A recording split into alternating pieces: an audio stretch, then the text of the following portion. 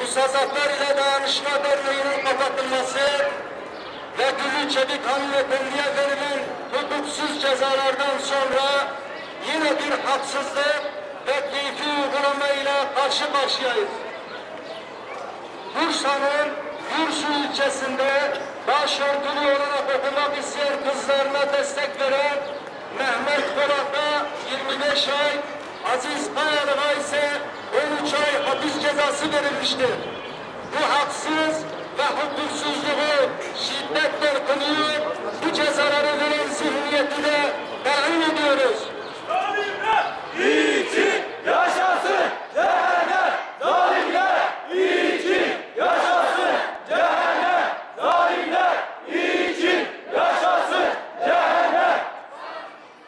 İlk öğretimin zorunlu olduğu ülkemizde başörtülü olarak okul okumak isteyenleri okula almamak mevcut yasalara ve ilk öğretim kurumları yönetmenliğine aykırı olmasına rağmen bu keyfi uygulamayı yapan idareciler hakkında bugüne kadar herhangi bir yasal işlem yapılmaması oldukça düşündürücü ve kaygı vericidir. Dünyada olduğu gibi ülkemizde de insani temel hak ve özgürlüklere yönelik talepler artmış ve bu yönde Avrupa Uyum Yasaları adı altında bir takım iyileştirmeler yapılmıştır. Geçmişte uygulanan bazı hukuksuzluklar, düşünce hürriyeti önündeki engeller aşılmaya çalışılmış ve hatta yakın tarihimizde inancı gereği yaşamak isteyenlere zulmeden, yasalara aykırı davranan ve halkı dişleyen şahıslardan bugün hesap sorulmaktadır. Bu zulümlere ve haksızlıklara maruz kalanların birçoğu ise bugün iktidara gelmişken aynı zulmün halen uygulanmasına göz yummaları ve sessiz kalmaları tarihten ders, seleflerinden de ibret almadıklarını göstermektedir. Verilen bu cezalar bir kez daha görülmüştür ki 28 Şubat zihniyeti halen devam ediyor.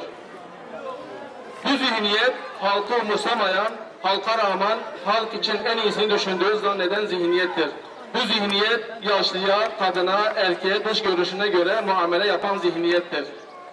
Gerektiğinde adliyede cezalardan ceza beğendiren, istemediği şeyleri engellemek için olmayan kanunun sırtını ters bir kazak gibi giyen ve ondan çıkardığı manayı okula başlamamış çocukları bile aklının vicdanına sığdırmayan rezil olan zihniyettir. Bu zihniyet etrafa kin ve nefret saçarak halkı ayrıştıran, öteleyen, medya organlarından aralar atan zihniyettir.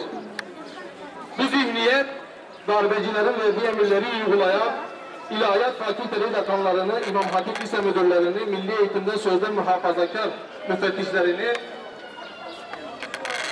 hatırlatan zihniyettir. Ve bu zihniyet cemaate vaaz verirken mangalda kül bırakmayacak, ancak zoru görünce başörtüsünü dahi savunmaktan imtina eden, devletle karşı karşıya gelmemek için 40 türlü takla atan Müslümanlıca bir duruşu, direnişi savunanlara provokatör ilan eden, iş yerindeki başörtülü personeli çıkaran, okulunu bırakmak zorunda kalan başörtüleri köle kadrosunda ya da ikinci eş olarak istihdam eden başörtüsünün teferruat olduğu fetvasını verenler ve hiç utanmaksızın herkesten önce darbecilere veryansın eden zihniyettir. Tekbir! Allahu Ekber! Tekbir! Allahu Ekber! Tekbir! Allahu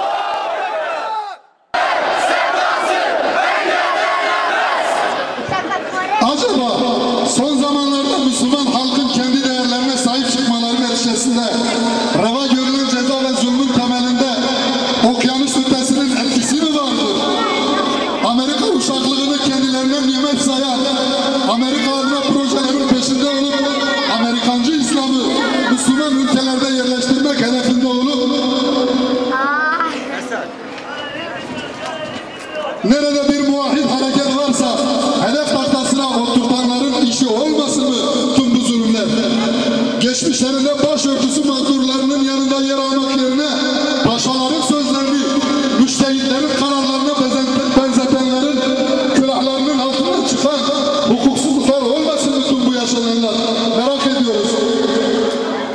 Başörtüye uzanan eller kırılsın! Başörtüye uzanan eller kırılsın! Başörtüye uzanan eller kırılsın! Başörtüye uzanan eller kırılsın! ahlaka eracının had safhaya ulaştığı bir çağda Müslüman kişiliğinin gereği inancından taviz vermediğini örtündükleri için yıllar yılı kızlarımızı okulları kızlarımızdan uzaklaştırdığınızda elinize ne geçti? Ülke adına, insanlık adına neleri kazanıp neleri kaybettiğinizin muhasebesini yapma zahmetinde bulundunuz mu? İslam dinine ve Müslümanlara rava görülen bu zulümlerinizi telhin ediyor ve kınıyoruz. Aynı zamanda yüceler yücesi